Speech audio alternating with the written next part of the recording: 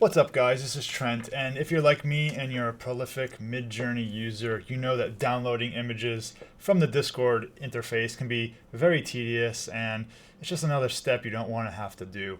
Thankfully, there is actually a quicker way to download all of your works within a day, and that is to use the Midjourney website. Now I know a lot of people aren't actually familiar with all the features that are on the Midjourney website, but you can actually see a lot of details about the work you've done. So let's go to the Midjourney website. Now I'm already logged in, but if you just go to midjourney.com and you'll get prompted to log in and it'll connect your Discord information.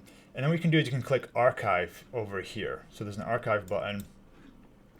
And what you'll notice is that you can actually scroll through and see all the work you've done in the Discord app. Now, if you want to download, you can just click this plus button here and then click Open Downloader.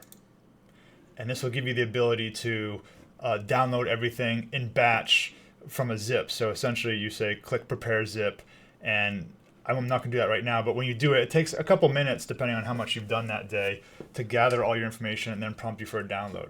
You can also select multiple days going through. You can select as many days as you want.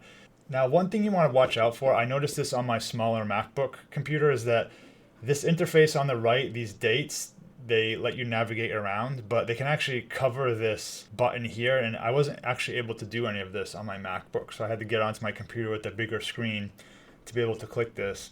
I was asking around on the Midjourney forums, and it sounds like this website is a little probably lesser prioritized among the Midjourney team, so there's a little bit of wonkiness in terms of the features and all that, but really this is a great time saver nonetheless. If you just want to download all the stuff you did today, yesterday, whenever, it's better than just right-clicking in the Discord app all the time. So hopefully this saves you some time, and if you enjoyed this video, hope to see you in the next one.